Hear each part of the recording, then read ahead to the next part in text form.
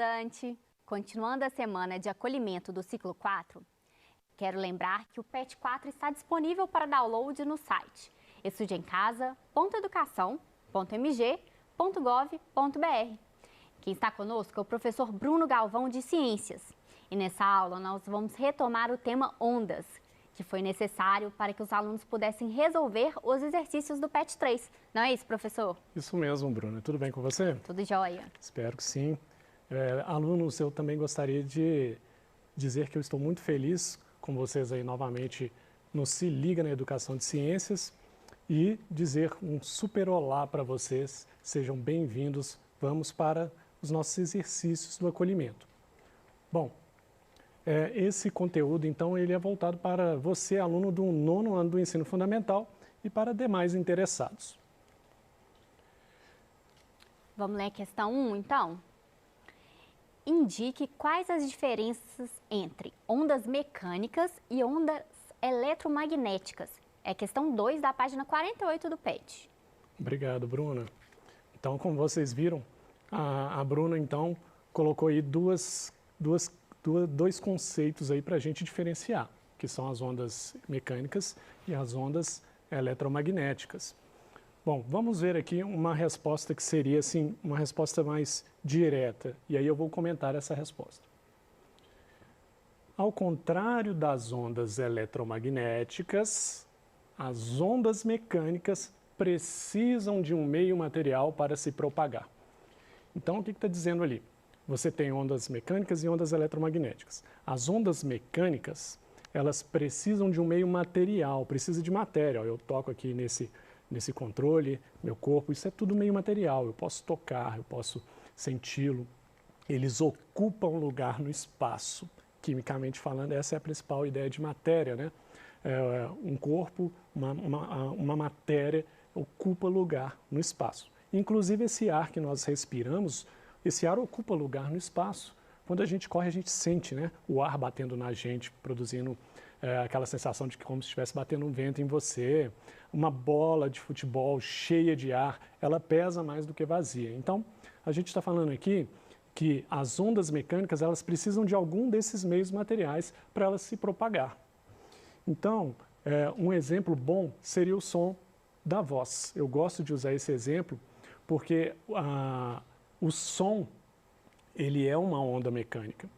Quando eu converso com alguém que está ao meu lado, eu vou conversar com a Bruna aqui, ó, eu falo com você, Bruna. Ei, Bruna, aqui, essa vibração das minhas cordas vocais, elas produzem uma onda que precisa de todas as partículas de ar que estão aqui nesse momento para chegar até os seus ouvidos. Então, essas ondas, então, nós chamamos de ondas mecânicas, porque elas precisam de um meio material para se propagar. Essa é a ideia. Enfim, aluno, ondas mecânicas, então, sempre vão precisar de um meio material para se propagar. Já as ondas eletromagnéticas não precisam de um meio para se propagar. A luz que me ilumina aqui agora, que permite que você me veja, essa luz, ela não precisa de moléculas de ar aqui, ela não precisa do meu corpo, da cadeira, não precisa do chão, não precisa da televisão, não precisa de nada disso para se propagar. Essa luz, que no caso chega até os seus olhos aí do seu aparelho de TV, essa luz ela se propaga inclusive no espaço, ou seja, no vácuo, na presença, na ausência de matéria. Então essa é a principal diferença entre ondas mecânicas e ondas eletromagnéticas. Ondas mecânicas precisam de meio material. Ondas eletromagnéticas não precisam de meio material. Um bom exemplo de eletromagnéticas, luz. Vamos para a questão 2, então? Vamos lá. Explique, letra A, o eclipse lunar e letra B, o eclipse solar. Esse assunto também é muito interessante, Bruno. Você já assistiu algum eclipse? Já. Você acha interessante? Sim, incrível. Se você achar que não, pode falar aí. Eu acho que a maioria das pessoas fica fascinada com o eclipse e normalmente as pessoas saem na rua para ver o eclipse. Nossa, hoje vai ter um eclipse lunar, vai ter um eclipse solar. Aí vai aquele monte de gente na rua, naquele horário determinado para tentar assistir, né? E eu espero que seja interessante para você também, aluno, porque eu particularmente também acho muito interessante. Eu vou explicar o eclipse lunar e solar com algumas figuras, porque essas figuras eu acho que vai deixar mais claro. Bom, aqui eu fiz aqui um sol, saindo dele um raio amarelo, eu representei de amarelo a luz. No meio do caminho, nós temos aí, um pouco mais à frente do meio do caminho, nós temos o planeta Terra. E logo atrás da Terra, vamos dizer assim, em relação ao Sol, nós temos a Lua. Vale a pena lembrar que esse desenho aqui é meramente representativo. O Sol não é desse tamanhozinho, o Sol ele tem 100 vezes o diâmetro da Terra, ele é muito, muito, muito, muito maior do que o planeta Terra. A Terra é pequenininha, perto do Sol. E a relação da Lua com a Terra aqui até que está mais ou menos. A Terra tem aproximadamente aí, 4 vezes aí, o diâmetro da Lua. Enfim, essa luz solar, ela bate aqui na Terra, lembrando que a parte iluminada pelo Sol que chamamos de dia no planeta Terra, e a parte não iluminada nós chamamos de noite. E quando a Lua passa certinho atrás da Terra, de forma que essa Terra fica alinhadinha entre o Sol e a Lua, a sombra da Terra vai ser projetada na Lua. Essa sombra da Terra sendo projetada na Lua, nós estamos falando de eclipse lunar. Tá aí a dica do eclipse. Ó. Eclipse lunar é a Lua que desaparece. Eclipse solar vai ser o Sol que desaparece. Mas a gente está falando então que ele desaparece por causa da projeção da sombra da Terra aqui na Lua. Lembrando que a Lua não tem brilho próprio. Tem muita gente que pensa isso ainda. Ah, mas eu vejo a Lua tão bonita, iluminada à noite. Isso mesmo, iluminada à noite, mas não produzindo luz própria. Ela é iluminada pelo Sol. Então, o eclipse lunar basicamente é isso. Vamos ver aqui uma figura do eclipse solar. Bom, agora nós temos que quem está no meio aqui é a Lua e não a Terra. A Lua, então, ela está posicionada entre o Sol e a Terra. Essa luz solar, então, ela vai bater na Lua e a sombra que a Lua vai produzir, essa sombra vai bater numa pequena região da Terra. Lembrando que a Lua é menor do que a Terra e, com isso, a sombra que ela vai formar sobre a Terra é menor, não vai cobrir a Terra inteira. E é por isso que o eclipse solar, principalmente, você consegue ver em poucas regiões. Vai ter eclipse solar, você vai conseguir ver de Belo Horizonte, de não sei aonde, ou então de alguns estados só. Por quê? Porque o eclipse solar, que você não consegue ver o Sol, ele é a projeção da Lua, que é um corpo celeste menor do que a Terra. Então vai acontecer num determinado ponto do planeta. A base aqui é o seguinte, a Lua está no meio, grava isso. A Lua está no meio, eclipse solar é porque você não vê o Sol. Vamos lá. Como é que ficaria isso aqui nas respostas? Eclipse lunar. A Terra fica posicionada entre o Sol e a Lua. Portanto, a sombra da Terra é projetada sobre a Lua. Vamos ver agora eclipse solar. A Lua fica posicionada entre o Sol e a Terra, portanto, a sombra da Lua é projetada sobre uma região da Terra. Espero que tenha sido claro. Vamos ver mais uma questão? Questão 3. Ao observar o nosso reflexo sobre a superfície da água e as pedras do fundo de um rio, quais fenômenos ópticos podemos dizer que ocorrem? Atividade 1 da página 55 do PET. Obrigado, Bruna. Hoje vocês já repararam que nós temos uma dupla aqui especial, né? Bruna e Bruno. Bom, então, quando a gente olha lá para a superfície da água, num riozinho, ou em qualquer lugar que tenha água, na piscina, mas aqui no caso do riozinho que eles deram um exemplo, você, dependendo da sua posição, você consegue ver bem o seu reflexo na água. Quando você vê o seu reflexo na água, você está falando de uma parte da física, de um fenômeno que nós chamamos de reflexão. Bom, então isso é fácil de entender. Você viu seu reflexo, reflexão não é tão complicado de guardar, não é verdade? Agora, também falou nessa questão que você consegue ver as pedras lá no fundo desse rio. Que bom, deve ser um rio que tem água mais limpinha, porque não é todo rio hoje em dia, né, Bruna, que você consegue ver o fundo. Eu, por exemplo, eu não sei porque eu não consigo ver o fundo do rio Arrudas, e eu já tentei. Não Enfim, dá. Não tem jeito, né? Enfim, se você consegue ver através desse rio, significa que parte da luz está atravessando essa água, ele é um meio transparente. E aí, se esse meio é transparente, você consegue ver as pedras bem ali, uma visão boa dessas pedras. Você tem um meio transparente, parte da luz atravessou. E quando essa luz atravessa, ela vai bater naquelas pedras. Agora, a gente não vê, nós não enxergamos assim, né? Olha, a luz veio até meus olhos e depois foi até o objeto, eu enxerguei o objeto. Não é assim que funciona. A luz tem que chegar no objeto, o objeto reflete a luz até meus olhos. Isso significa que essa luz que entrou dentro dessa água, ela bateu lá na pedra do fundo da água e ela refletiu, a pedra refletiu essa luz e você consegue enxergar a pedra porque você viu essa luz sendo refletida nos seus olhos. Só que o processo dessa luz atravessar do ar para a água, que são dois meios diferentes, com densidades diferentes, e depois dela voltar da água para o ar, isso desvia a luz. Isso provoca uma sensação de que aquela pedra está numa posição, mas na verdade ela está numa outra posição. Os índios sabiam muito bem disso, os bons caçadores de peixes que usavam arco e flecha ou lanças, sabiam que aquele lugar que ele está vendo o peixe, ele não pode atirar a lança ali, ele tem que atirar a lança um pouco mais à frente, um pouco mais atrás, Bruna. Não sei se você já tinha ouvido falar nisso. Já escutei. Mas é muito interessante como que o caçador tem que ter uma técnica impressionante, né? Porque tem que saber mais ou menos ali a distância certinha e depende da profundidade também. Enfim, esse fenômeno, quando a luz atravessa de um meio para outro, do ar para a água ou da água para o ar, nós chamamos de refração.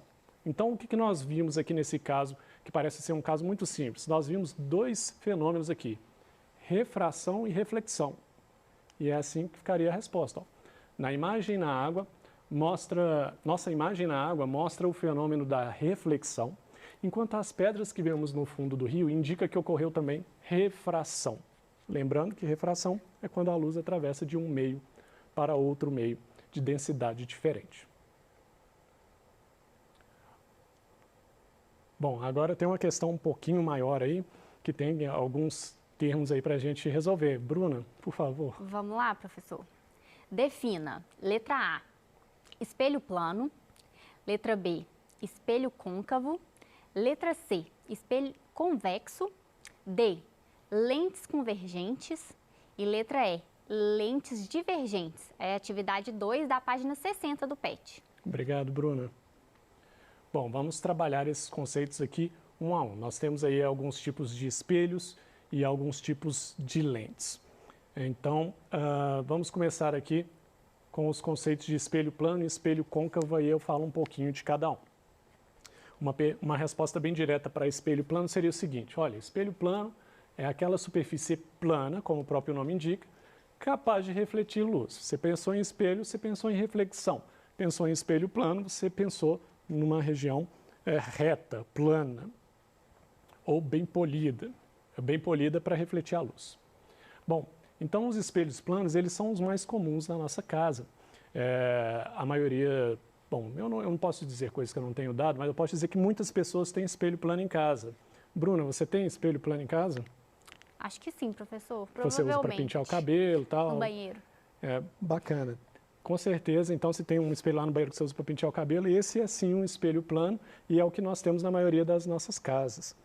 Bom, esses espelhos planos, então, eles são capazes de refletir a luz, eles são retos, né, que é a ideia de plano, e eles conseguem transmitir uma imagem bem fidedigna do nosso formato, e eles produzem uma imagem que tem o mesmo tamanho. Então, quando a gente se olha no espelho, eu não sei se você, aluno, já reparou isso alguma vez. Se você olha no espelho, a sensação é que você está ali na mesma altura que você tem mesmo e que a distância que você está do espelho, parece que aquela imagem dentro do espelho está na mesma distância. E se você for andando para trás, a imagem lá dentro também vai se afastando. E se você se aproxima do espelho, a imagem também ela se aproxima ali do espelho. Então, os espelhos planos são isso, são superfícies planas, sempre vai formar uma imagem direita de você, ou seja, você não vai estar de cabeça para baixo, porque senão você vai estar invertido. Então, não, o espelho plano, ele vai formar uma imagem sempre direita de você. Reversa, uma coisa bem curiosa, viu, Bruno? Depois, eu não sei se você já reparou alguma vez, quando você se olhar no espelho, você vai perceber que seu lado direito no espelho é o lado esquerdo. É como se estivesse conversando de frente para uma pessoa, mas se você levanta o braço direito, aí parece que a pessoa está levantando o braço esquerdo. É uma coisa curiosa que você, aluno, pode fazer em casa também, você vai ver que isso é um fato. Então, essa é a ideia do espelho plano. Temos também o espelho côncavo. Côncavo, não sei se o aluno já ouviu falar na ideia de concavidade. Concavidade, então pensa numa circunferência e você faz um corte nela, tira uma calota dela. Nós chamamos de calota, um pedaço da esfera. E aí tem a parte mais funda dela, como se fosse uma concha. Essa parte interna, funda dessa calota, desse espelho em forma de calota, é o que nós chamamos de espelho côncavo. Então, quando você pensar em côncavo, concavidade, você pode até pensar, de certa forma, em buraco ou um poço. Então, ali você tem uma concavidade, só que tem que ser um buraco que ele é mais de formato esférico, ou uma parte dele é esférica. Então, o espelho côncavo, então, ele é um espelho esférico que essa região refletora dele ocorre justamente nessa superfície côncava, ou seja, essa superfície interna da esfera, essa superfície de dentro desse segmento ou dessa calota esférica. Agora vamos aqui para o espelho convexo. Espelho convexo. Agora, eu não falei que tinha a parte de dentro da calota? A parte interna desse espelho que reflete do lado de dentro? Agora, imagina o lado de fora dessa circunferência. Imagina uma bola cortada e você está usando o lado de fora dela, fazendo um espelho no formato dessa bola, mas o espelho do lado de fora da bola. Então, você tem aí um espelho convexo. Então, o espelho convexo é um espelho esférico, cuja região refletora ocorre na superfície externa do segmento esférico, ou seja, na calota, na região externa dessa calota. O interessante desse espelho aqui, ele é muito comum em estacionamentos, nas saídas de garagem e dentro de ônibus. Você sempre vai ver a sua imagem menor do que realmente ela é. Então, se você olha lá no espelho do ônibus, você fica pequenininho. Só que a vantagem desse espelho é que você fica pequeno, tudo que esse espelho está refletindo fica pequeno, mas aí você consegue ver muita coisa atrás de você. Você olha para aquela imagem ali e você consegue ver não só você, mas um monte de gente dentro do ônibus. Ou na garagem você tem um campo de visão grande, você vê um bom pedaço do passeio. Então esse espelho é muito útil, muito utilizado aí para você ter um aumento do campo de visão. Super utilizado dentro de supermercados também para vigiar a mercadoria. Você vê aquele espelho lá, ele dá para ver o corredor inteiro naquele espelho. É um espelho convexo. Sempre vai produzir uma imagem menor do que o indivíduo realmente é, se estiver refletindo o indivíduo ou o objeto. Bom, lentes convergentes. Agora nós estamos falando de lentes, não espelhos. Lembra que espelho ele vai refletir a luz e com isso você vai poder ver a sua imagem. Agora, a lente, a principal função da lente é deixar a luz atravessar ela. Só que ela vai mudar alguma coisa nessa luz, ela vai mudar a velocidade da luz, vai ocorrer um processo de refração, como foi o caso da questão de enxergar as pedras de água lá no fundo da água, perdão. E as lentes, então, essas lentes convergentes, pensam em convergir, se encontrar. São lentes esféricas que causam a convergência, a aproximação dos raios luminosos.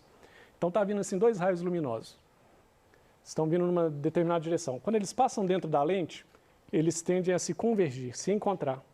Então essa é a ideia de lentes convergentes, lentes esféricas que causam a aproximação dos raios luminosos. E finalmente, lentes divergentes. Bom, o contrário das lentes convergentes são as divergentes. Quando a gente diz assim, nossa, não sei se você também já ouviu esse termo, Bruno, nossa, eu tenho uma divergência com aquela pessoa. Quer dizer que eu tenho umas diferenças para ela, né? Eu estou meio que querendo ficar longe daquela pessoa, me manter separado daquela pessoa. Porque... Minha opinião diverge da sua. Isso é super usado, perfeito exemplo. Obrigado, Bruna.